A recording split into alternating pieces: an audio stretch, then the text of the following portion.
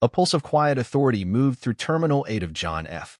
Kennedy International Airport as Rowan Mitchell stepped onto the concourse. The early morning light bounced off the polished tile floors, casting shifting reflections under the feet of hurrying travelers and echoing overhead announcements. Children clutched worn stuffed animals. Businessmen murmured into Bluetooth headsets. And Rowan, composed, precise, unreadable, walked calmly through it all. She wore a navy blue pantsuit, modest heels, and carried a slim black carry-on. Her natural curls were pinned back in a low chignon, and not a hair was out of place. She looked every inch the professional she was, only not the type anyone expected in a first-class line. At least, not if they were judging her solely by the shade of her skin. Rowan was in her early 30s, soft-spoken, always composed. But behind her quiet demeanor lay a steel core shaped by years of experience. She was a senior federal auditor, working covertly for the U.S. Department of Transportation. Her mission, to assess airline compliance with federal anti-discrimination regulations. And today, she was flying under the radar, literally. Rowan's ticket was for Seat 3A on a flight to Los Angeles. First class. Booked legitimately. No fanfare. No special protocol. Just a paid fare like anyone else. The assignment was straightforward. Observe, record, and only intervene if things went off the rails. She settled in near Gate 23B, 20 minutes early for boarding. Around her, the waiting area filled with the usual mix: families wrangling toddlers, high-strung executives pounding away on laptops, couples murmuring over coffee. She kept her eyes open, noting details the way she always did. There was an older couple in matching sweatshirts 2 rows ahead whispering, glancing at her now and then. Nothing overt, nothing obvious, but familiar. When first-class boarding was called, Rowan rose and approached the gate agent, an angular woman with a sculpted updo and clipped tone. Rowan extended her boarding pass and ID, offering a warm but neutral smile. The agent paused, just a fraction too long. "Ma'am, your ticket says 3A?" she asked, voice tight. "Yes," Rowan answered. "Is there a problem?" The woman frowned, typing. "Just a moment. Can I see your ID again?" Rowan handed it over without comment. She was used to this. The lingering looks, the questioning tones, the doubt. She knew how to hide the sharp edge of frustration under a mask of calm. After a long moment, the agent returned her documents. "Everything appears to be in order," she said with a brittle smile. "You can proceed." Rowan boarded without another word, found her seat, and placed her carry-on in the overhead bin. Seat 3A was spacious and comfortable, polished wood trim, soft leather, ample legroom. She had barely settled in when the same gate agent appeared again, this time with a flight attendant in tow. "Ms. Mitchell," the agent said curtly, "we've had a change. Your seat has been reassigned." Rowan blinked. "Excuse me. We've had a situation with our booking system. A premium passenger has claimed this seat." Rowan looked around. "I purchased this seat in advance. I've already boarded. I'm afraid we need to move you to economy." A few passengers turned to look. Rowan kept her voice level. "If there's an overbooking, shouldn't the airline follow standard protocol?" No announcements were made, but the seat is needed. Rowan understood what was happening. She could read it in the gate agent's eyes. She wasn't being moved because of a technical error. She was being removed because someone, somewhere, assumed she didn't belong. She inhaled slowly. "I'd like to see the documentation or speak with a supervisor." "You can file a complaint once we land," the gate agent snapped. "You can either move or exit the aircraft." Behind them, a white man in a sharp gray suit hovered, arms folded, eyes impatient. Rowan turned to him. "Did you also book Seat 3A? He didn't hesitate. "Paid extra this morning at check-in." Typical, Rowan thought. A late premium purchase overrode a previously booked ticket, the perfect excuse to push someone they assumed wouldn't protest. She stood, retrieved her bag, and walked the length of the cabin back to economy. Row 25. A middle seat. A woman with earbuds on one side, a man with a tablet game on the other. The overhead bins were full. She had to store her carry-on 5 rows back.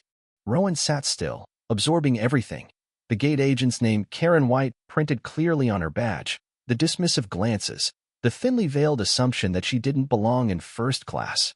She didn't speak. Didn't escalate. Not yet. That wasn't her way. The flight took off. 40 minutes in, Rowan noticed an older black woman across the aisle request a blanket. She asked 3 times. The flight attendant walked past her twice. But when the white man beside her raised his hand, the attendant rushed over.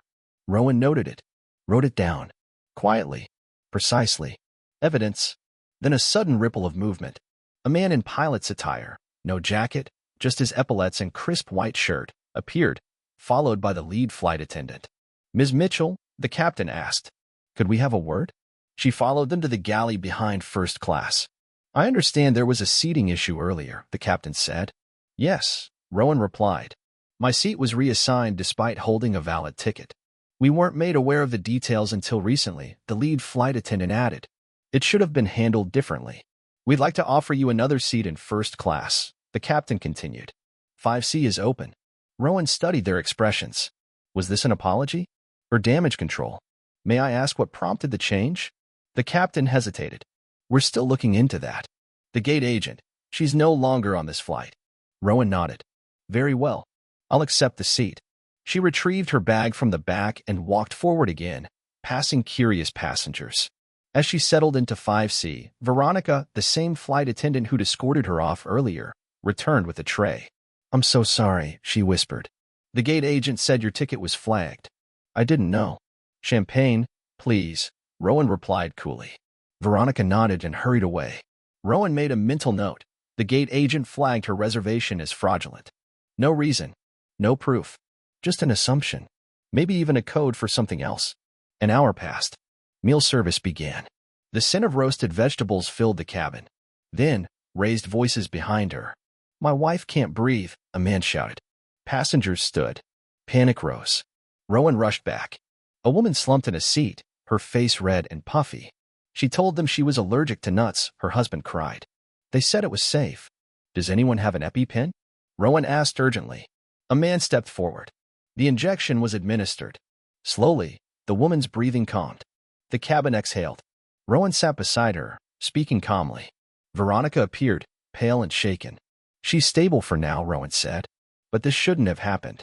Later, Rowan overheard Veronica arguing with another flight attendant.